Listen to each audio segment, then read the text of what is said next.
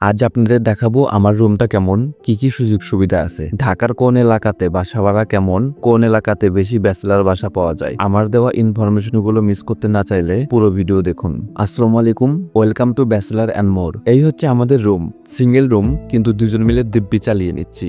আমি আর আমার রুমমেট থাকি একটা বেড ফ্লোরে আর একটা উঁচু কাঠ বা চৌকিতে। দেখতেই পাচ্ছেন এই চৌকিতে আমি থাকি। চৌকির পাশে টেবিলে ল্যাপটপ চালানো, খাবার খাওয়া, পড়ালেখা সব কাজই করি। আমাদের রুমের সবচেয়ে ভালো দিক দক্ষিণ পাশের বড় জানালা, যার কারণে আলো বাতাসের কোনো অভাব নেই।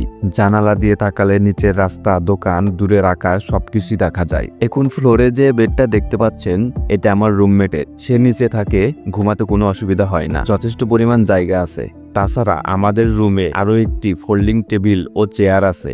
দিনের বেলা আমরা এই চেয়ার টেবিল মুভিং করে যে কোনো কাজে ব্যবহার করতে পারি। দেখতেই পাচ্ছেন জামা কাপড়ের জন্য রুমটা অগোছালো লাগছে।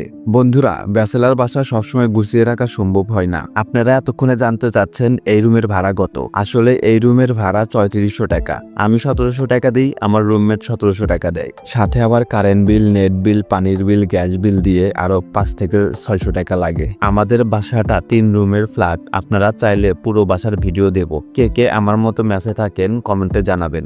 বন্ধুরা, ঢাকাতে সবচেয়ে কম ভাড়াতে ব্যাচেলার বাসা পাওয়া যায় মিরপুর এলাকাতে।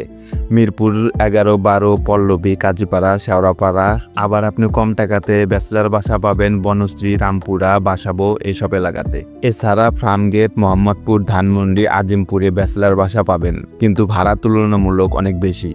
ভিডিও ভালো লাগলে লাইক, কমেন্ট, সাবস্ক্রাইব।